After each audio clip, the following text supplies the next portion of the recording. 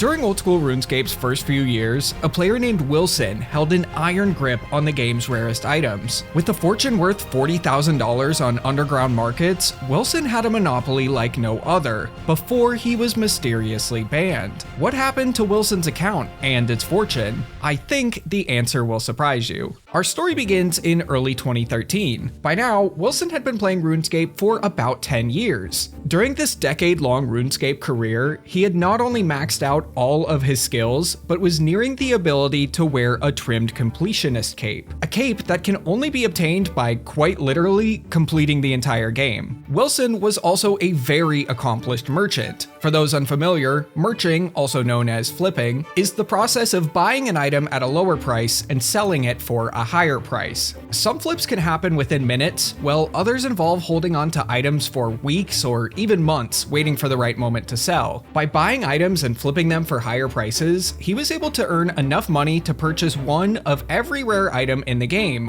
which is no small feat. By now, Wilson had accomplished just about everything you could in RuneScape, and spent most of his free time merching party hats for massive profit, but he was about to have to start over completely.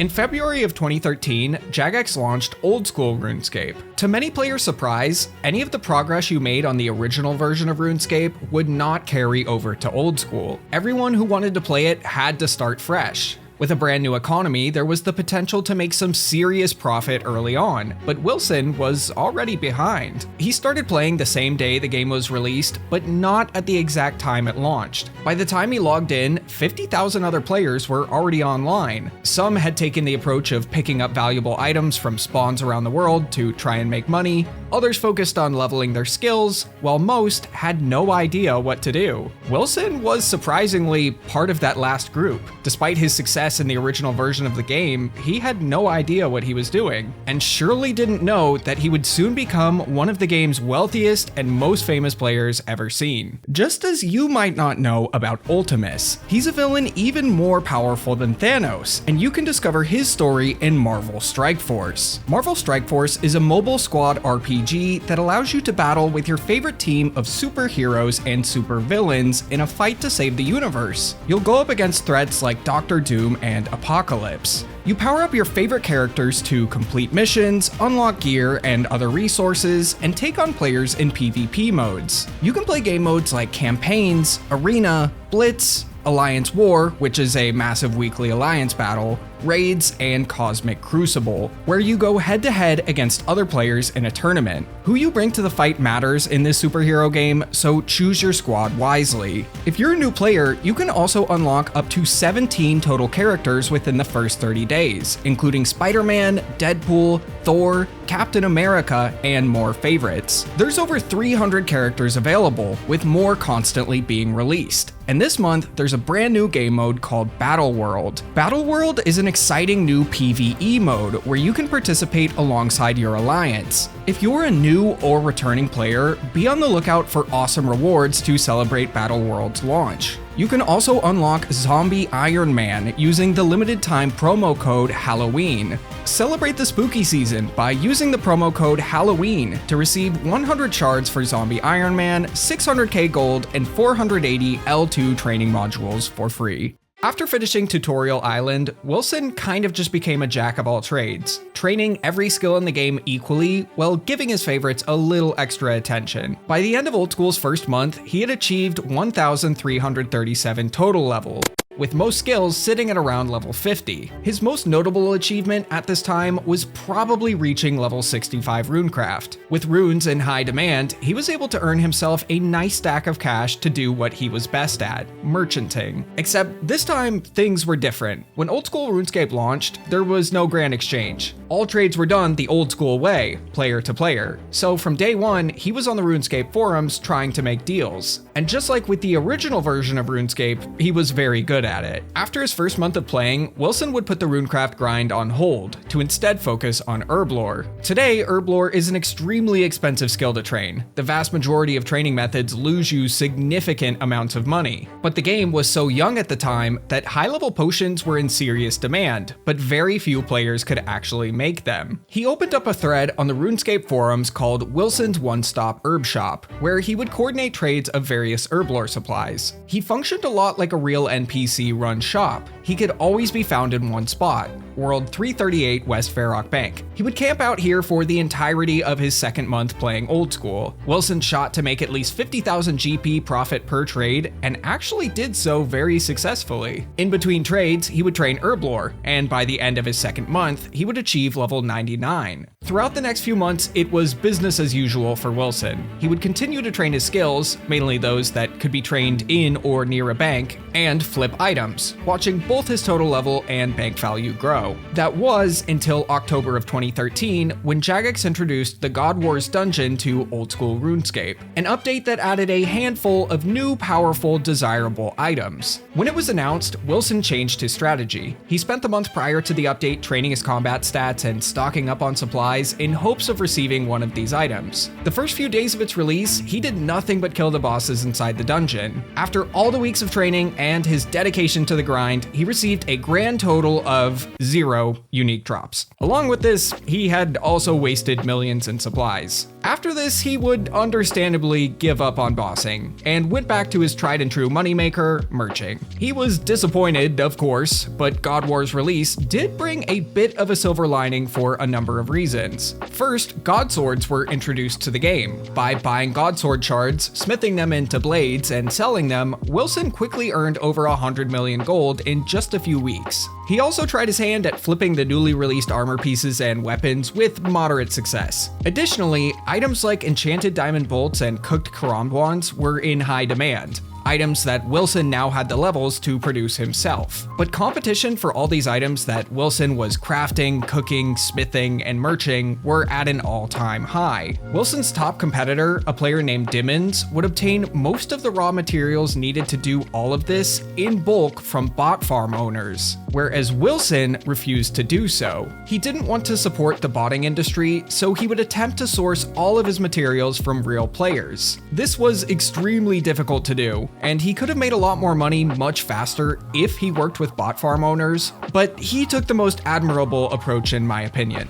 Fast forwarding a bit to about 9 months after Old School's release, Wilson's bank was now sitting at a very respectable total value of 1 billion GP. Despite the huge success he'd had so far, Wilson would soon have to change his strategy when it came to merching. Wilson had achieved level 99 in all the skills he could train at a bank, and as a result, would spend much less time in one place. This made merching high volume items like skilling supplies much more difficult to do. Instead, he would shift his focus to low volume items, such as Third Age equipment. Third Age equipment can only be obtained by completing clue scrolls, and is extremely rare. At the time, they were the most expensive items in the game by far. Although their stats are only about as good as Rune, their main purpose is a lot like designer clothing, to show off wealth. Wilson would have a great deal of success merching Third Age equipment. As an example, he once purchased a Third Age wand for 200 million gold, and just 2 weeks later sold it off for 450 mil. The years of merching high value items like party hats in the original RuneScape paid off, because Wilson was very good at merching Third Age, but he would soon have to make a large change in his strategy once again. In February of 2015, the Grand Exchange was released into Old School RuneScape,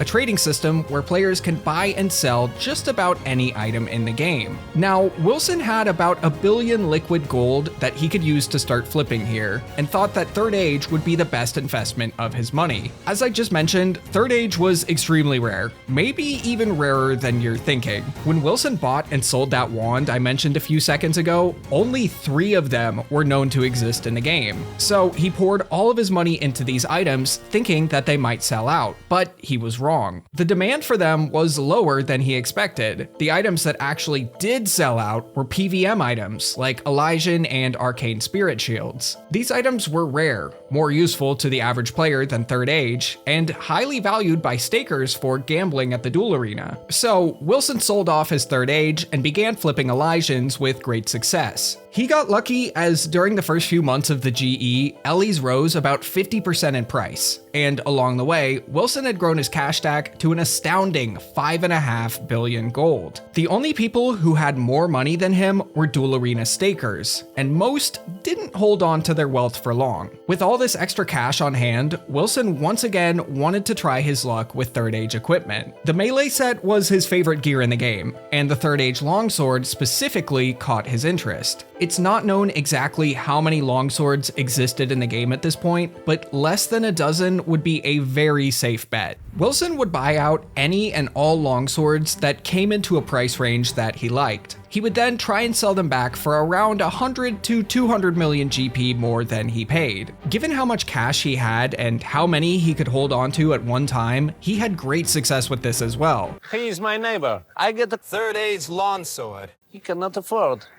Great success. As Wilson grew his cash stack even further, he would begin to hoard Third Age items like melee plate bodies and plate legs. And in just a few weeks, he single-handedly forced plate bodies to rise from 91 mil to 125 mil, and plate legs from 107 mil to 145. By now, he was developing a significant stranglehold on the Third Age market. All at the same time, he was still rapidly progressing his account, and just 2.5 years after starting Old School, was only 30 levels away from reaching the maximum total level with a 12.3 billion GP net worth. At this point, Wilson was just too big to fail. He had the money to manipulate the price of just about any item he wanted and had very little competition. Over the next year, it was once again business as usual. Hoard and dump high-value items, train skills while waiting for flips to complete, and get rich faster than ever before. As the months passed, Wilson was able to manipulate Third Age longsword prices so high that they were now valued above max cash, meaning they could no longer be sold on the Grand Exchange. This would lead to what was then the largest flip in Old School's history. He sold a Third Age long that he had purchased for 2 billion gold to someone else for 4 billion. By now, Wilson had hoarded the majority of Third Age longswords in the game. If you wanted one, you'd likely have to go through him,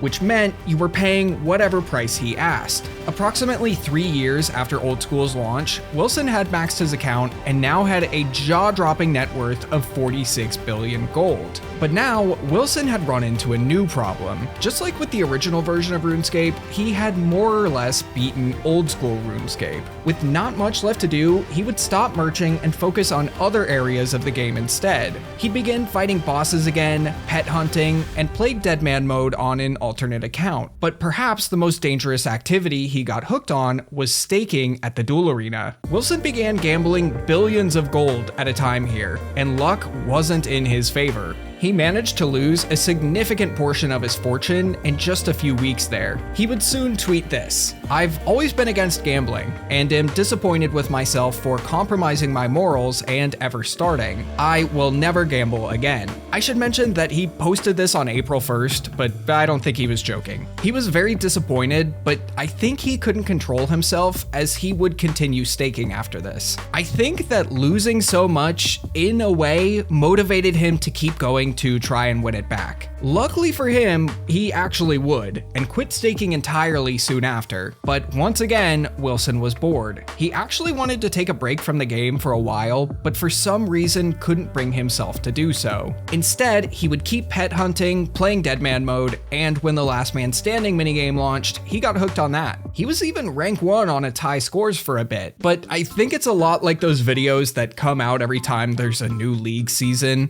where the title's like, "I'm rank 1 in RuneScape's newest league," for the 5 minutes I logged out to update the high scores and grab this screenshot. I'm not trying to throw shade at anyone, honestly, I just think it's funny. Anyway, Wilson was still bored, and in early 2017 would step away from the game to play other games like Hearthstone instead. But then, out of nowhere, Wilson's RuneScape account got banned. He would make a post on Twitter explaining that while he was on a break from the game, his account was hacked, and the hacker sold off his roughly 40 billion GP fortune. Jagex thought it was Wilson who sold the gold and then banned his account. Pretty tragic, right? Except most players didn't believe him. longtime fans claimed that Wilson was always extremely paranoid about account security, and that he must have sold the gold himself. After all, based on black market prices at the time, Wilson's fortune was worth an insane $40,000. This hack happened when he was supposedly on a break from the game too, right? After more or less completing everything it had to offer, it all seemed a little too convenient. But soon after Wilson announced his ban, Jagex unbanned him. It turns out,